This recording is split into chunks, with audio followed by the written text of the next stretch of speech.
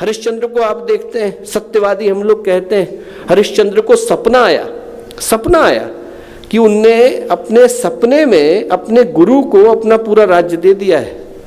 सपना आया, आप कल्पना करके देखो, असली में नहीं घटी थी घटना, सपना आया। अगले दिन जो है विश्वामित्र आ गए, बोले हरिश्चंद्र कल तूने सपना देखा था और सपने में तूने अपना राज्य मुझे दिया था, अब दे दे। हरिश्चंद्र बोले कि हाँ सपना दिया था, मेरे को ऐसा सपने में दिखा था, और बोले मैंने आपको अपना राज्य दिया था और तुरंत दे दिया। आदमी जो है कोर्ट के पेपर पर लिख करके भूल जाता है, 100 लोग वीडियो बना रहे हैं उसके बावजूद मुखर जाता है कि मैंने कहा है, और वो सपने में आई है बात, हरिश्चंद्र के सपने में आई है बात, और उसके बावजूद वो हटने को तैयार नहीं है, उनके सपने में आया। ये कैसे राजा थे? धर्म की प्रतिमूर्ति थे, सत्यवादी हरिश्चंद्र हम लोग कहते हैं। उशीनर के राजा थे शिवी, उनकी परीक्षा लेने के लिए धर्म ने भेजा, धर्म आए यम आए, एक कबूतर बन करके आए, एक बाज बन करके आए। कबूतर के रूप में धर्म आकर के बैठ गए पहले, और शिवी से बोले कि हमने सुना है कि आप शरणागत की रक्षा करते हैं। उनने कहा, बोले मेरी रक्षा करिए। बोले हाँ तुम्हारी रक्षा का मैं वचन देता हूँ। थोड़ी देर में पीछे से बाज आ गया। बाज बोला कि ये जो कबूतर है मेरा भोजन है, आप मुझे दीजिए। बोले भाई मैं इसको ये वचन दे चुका हूँ कि यदि मेरी शरण में आया है तो मैं इसकी हत्या नहीं होने दूंगा। तो बोले कि आप जो है भूखे का भोजन जो है छीन रहे हैं, ये भी तो अधर्म है। अब जो है शिवी बड़े धर्म संकट में पड़े कि एक तरफ तो शरणागत की रक्षा धर्म है, एक तरफ भूखा व्यक्ति है उसको भी भोजन देना धर्म है। बोले इनमें से क्या करूं? तो ने बाज से कहा कि यदि इस कबूतर के नाप का मांस तुम्हें दे दिया जाए तो तुम खाने को तैयार हो? बोले हाँ। उन्होंने तुरंत जो है एक तराजू मंगाया, तराजू में एक तरफ कबूतर को बिठाया, राजा शिवी ने एक चाकू लिया और अपने बाएं हाथ का मांस लिया और उठा करके डाला, काटा, बराबर नहीं हुआ। दाएं हाथ का लिया, काटा, बराबर नहीं हुआ। जांग का लिया, काट करके रखा, बराबर नहीं हुआ। इस जांग का लिया, काट करके रखा, बराबर नहीं हुआ।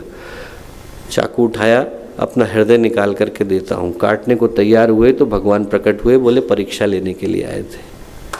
दोस्तों वो राजा थे जो धर्म की प्रतिमूर्ति थे। बलि को आप देखो, धर्म की प्रतिमूर्ति थे। जब पता चल गया कि सामने भगवान विष्णु खड़े हैं, गुरु कह रहे हैं कि यदि तू इनको दे देगा तो तुझे जिंदगी में कभी नहीं मिलेगा। गुरु शुक्राचार्य ने बल्कि श्राप दे दिया, बलि से कहा कि यदि तू मेरी बात को मानते हुए भी हटेगा तो तू जाकर के पूरे पाप का भागी बनेगा। उसके बावजूद उनने कहा बलि ने कि मैं वचन से पीछे नहीं हट नहीं सकता, मैंने एक बार कह दिया है। बलि ने कहा तो उनको भगवान विष्णु को मैंने कह दिया है कि मैं आपको दूंगा तो दूंगा, और उसके बाद इतना ज़्यादा महत्व का हो गया कि जब हम लोग रक्षा सूत्र बांधते हैं तो कहते हैं ये न बद्धो बलि राजा दानवेंद्रो महाबल, कि उस बलि के वचन के बराबर जितनी ताकत है उतनी ताकत हम इस रक्षा सूत्र के अंदर देते हैं कि इसके माध्यम से जब भगवान बंध गए तो उसी तरह से इस रक्षा सूत्र के माध्यम से हम भी बंधने को तैयार हैं।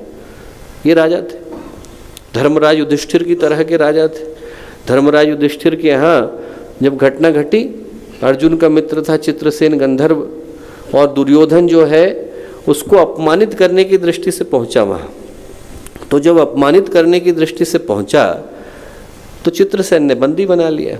अब दुर्योधन और सारे भाइयों को बंदी बना लिया और मारने को तैयार था।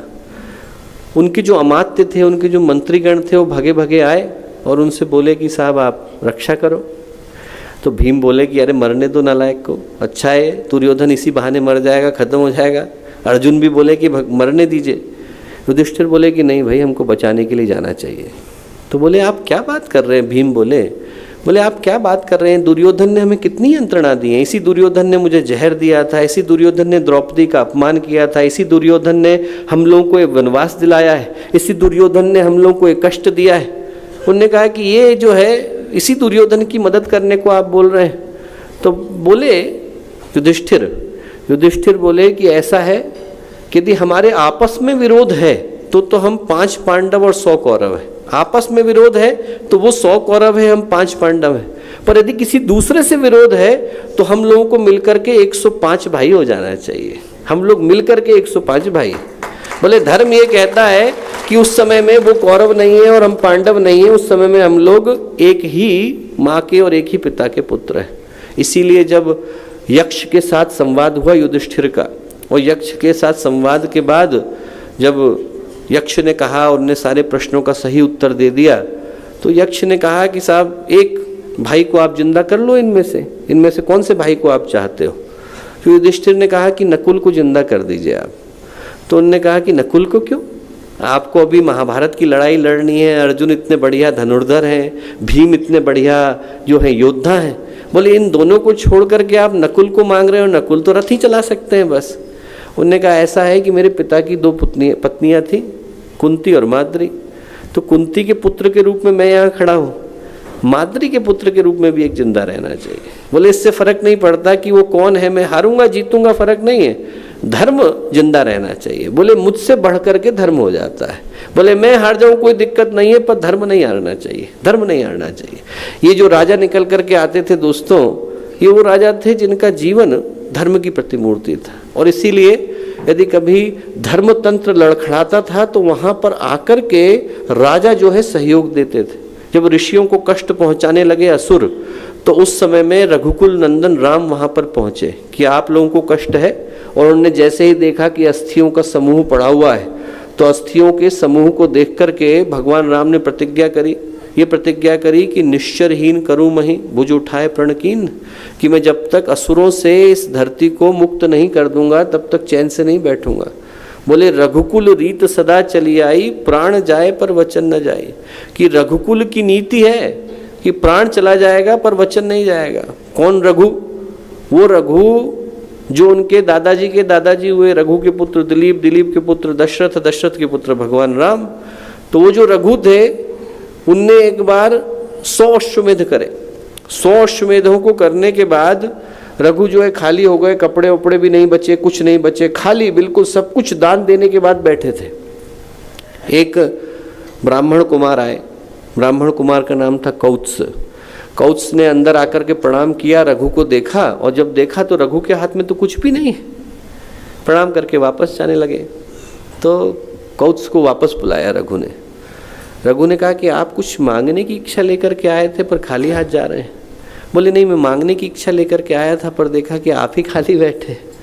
आप पानी भी अपनी अंगुली में डाल करके पी रहे हैं, कपड़े आपके पास है नहीं, सब कुछ आप दान दे चुके हैं, तो आपसे मांगने का साहस नहीं होता। रघु बोले कि मैंने अपना जितनी भी संपदा है वो दान में दी है। मैंने यहाँ से राज्य से जो मिला था वो दान में दिया है, पर मैंने अपना पुरुषार्थ दान में नहीं दिया, अपना पराक्रम दान में नहीं दिया। वो अभी भी मेरे साथ है, आप मांगो। तो उन्होंने कहा कि ऐसा है कि मैंने अपने गुरु से, जब पढ़ाई पूरी हो गई तो मैंने अपने गुरु से कहा कि आप दक्षिणा में कुछ लीजिए मुझसे। तो गुरु बोले कि कुछ मत दे बेटा। फिर मैंने दोबारा जिद करी तो बोले कुछ मत दे। फिर जब दोबारा जिद करी तो गुरु थोड़ा सा चिड़चिड़ा गए और बोले कि अच्छा तुझे देना ही है तो 14 लाख स्वर्ण मुद्राएं ला करके दे। अब मैं गरीब ब्राह्मण कहाँ से लेकर के ला के दूँ? तो आपके पास मांगने के लिए आया था कि आप दे दें, पर आप तो खाली हाथ बैठे हैं, कहीं और जाता हूँ। रघु बोले कोई बात नहीं। सेनापति को बुलाया, बोले कि सेना तैयार करो, हम लोग कुबेर के ऊपर आक्रमण करेंगे और वहाँ से 14 लाख स्वर्ण मुद्राएं लाकर कौत्स को देंगे, क्योंकि रघु ने वचन दे दिया है। रघु का वचन मिथ्या नहीं जा सकता। रात को ये कह करके सो गए। सुबह उठे तो महामंत्री ने आकर के बोला कि महाराज, रात भर सोने की मुद्राओं की बारिश होती रही, करोड़ों मुद्राएं इकट्ठी हो गई, 14 लाख इनको दे देते हैं, बाद से राज का कोष भर लेते हैं। बोले नहीं, सारी की सारी मुद्राएं आप कौत्स को दीजिए। बोले मैं तो दान दे चुका हूँ, मैं अधिकारी नहीं हूँ किसी चीज़ का, ये सारी की सारी मुद्राएं आप इनको दे दीजिए, क्योंकि इस राज्य को धर्म के आधार पर चलाने की आवश्यकता है। दोस्तों, पहले जो परंपरा थी वो ये थी कि राजतंत्र अपनी जिम्मेवारी का निर्वहन करता था, क्योंकि धर्मतंत्र उसको आध्यात्मिक मार्गदर्शन देने के लिए खड़ा होता था। और आज दुर्भाग्य है कि दोनों ही क्षेत्रों में न तो दिशा दिखाई पड़ती है, न नेतृत्व दिखाई पड़ता है, और न व्यक्तित्व दिखाई पड़ते हैं। हमारे YouTube चैनल को सब्सक्राइब करें और बेल आइकन को दबाएं ताकि आपको नोटिफिकेशंस मिलते रहें।